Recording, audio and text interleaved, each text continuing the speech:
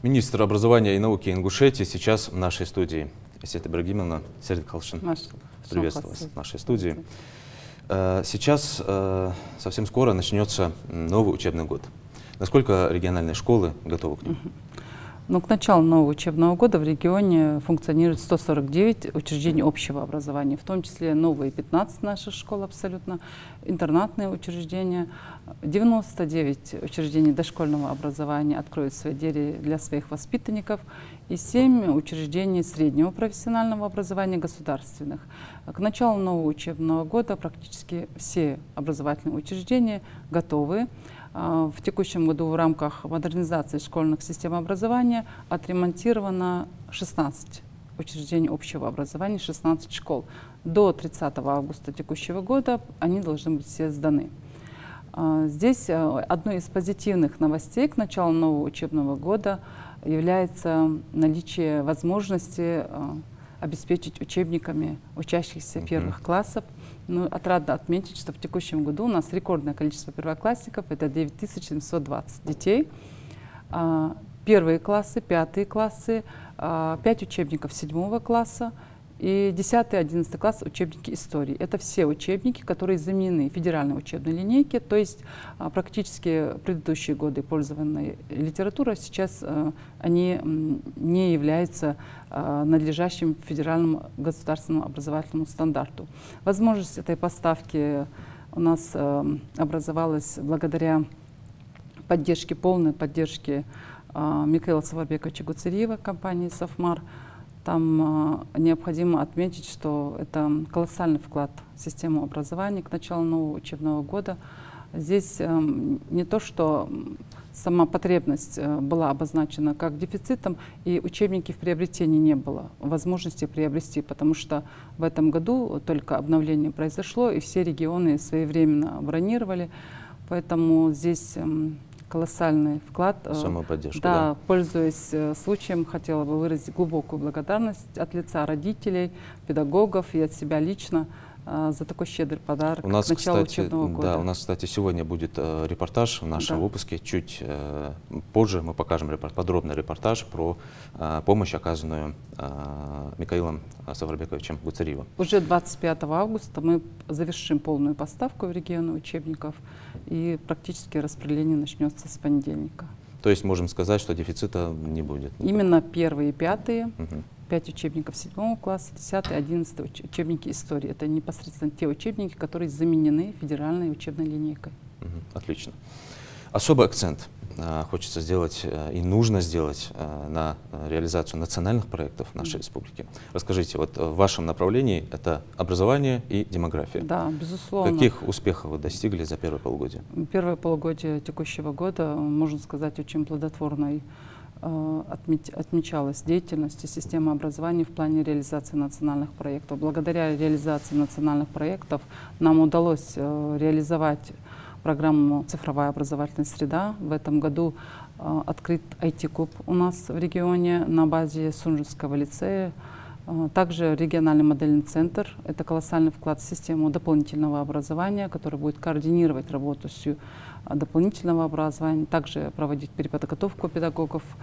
И здесь нужно отметить, что точки роста, которые будут создаваться на базе образовательных учреждений, тоже дадут нам возможности полностью реализовывать непосредственно технологические направления. С начала нового учебного года у нас будет функционировать 20 дополнительных точек роста, IT-клуб, региональный модельный центр. И в рамках реализации также национальных проектов у нас проведены ремонтные работы спортивных залов, также проведена модернизация спортивных клубов. То есть все условия создаются поэтапно на базе образовательных учреждений. И те учреждения, в которых проводится капитальный ремонт, там тоже будет обновлена материально-техническая база, и созданы дополнительные условия для занятий информатикой, математикой и физикой. Ну, а теперь давайте поговорим об итогах единого государственного экзамена. Сколько у нас стобальников?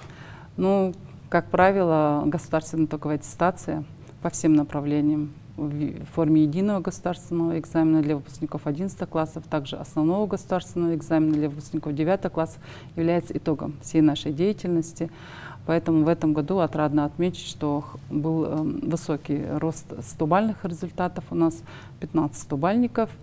Здесь же нужно отметить, что несмотря на такие определенные сложности, скажем так, которые ежегодно все усиливается. С чем они связаны? Здесь необходимо отметить, что работа школы, вклад родителей и мотивация учащихся. В этом году у нас рост не сколько 100-бальников, сколько высокобальников. То есть такие технические направления, сложные предметы довольно-таки, физика, химия, биология. Здесь у нас наблюдается рост. Но, однако, необходимо отметить, что есть некоторые снижения по определенным предметам. Это профильная математика, немного снизился балл по русскому языку. Это как инструмент к дальнейшему действию. Да, работа над ошибками уже проведена, обозначены риски, и со следующего года мы будем выстраивать непосредственно работу по подготовке с выпускниками с учетом тех ошибок, которые выявлены в текущем году. Для проведения единого госэкзамена у нас были подготовлены 10 пунктов проведения. Все пункты были оснащены последней техникой, IP-камер высокого разрешения. Также печать сканирования проводилась в аудитории, то есть максимально исключалась доступность человеческой руки. И как результат получилось объективно сдать единый госэкзамен. И каждый раз, настраивая учащихся, предлагаю рассчитывать на свои собственные силы.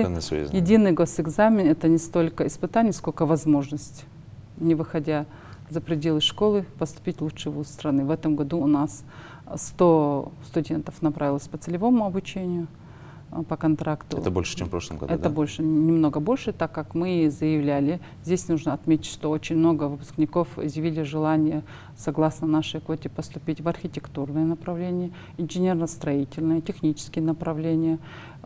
Есть педагогические направления. В рамках года педагога это особо актуально. Мы это приветствовали и в регионе. Особенно ребят, которые изъявили желание поступить на педагогические направления, оказывали максимальное содействие.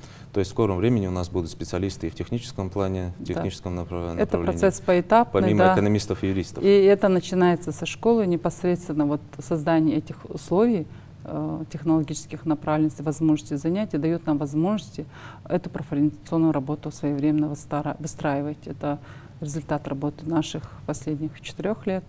Я надеюсь, что данный заданный этап будет продолжаться, темп. Асия Ибрагимовна, а какие нововведения в системе дополнительного образования? Система дополнительного образования наряду с учебным планом занимает достойное место в системе общего образования, так как непосредственно дополнительное образование дает возможность ранней профориентации. Здесь создание в текущем году регионального модельного центра мы планируем, пользуясь этим ресурсом, произвести полную реорганизацию в системе дополнительного образования, обеспечить кадрами, своими же кадрами, дать им возможность переподготовки. И непосредственно цель этого регионального модельного центра — создание нормативной базы и координации всей работы системы образования. Это дает нам возможность те же созданные точки роста, те же топ-места в рамках реализации национальных проектов. То есть мы думаем, что надеемся на то, что еще год-два практически профориентационная работа будет на должном уровне, благодаря реализации непосредственно дополнительного образования. Успехов вам в реализации всех своих целей и планов. Спасибо. Башкал.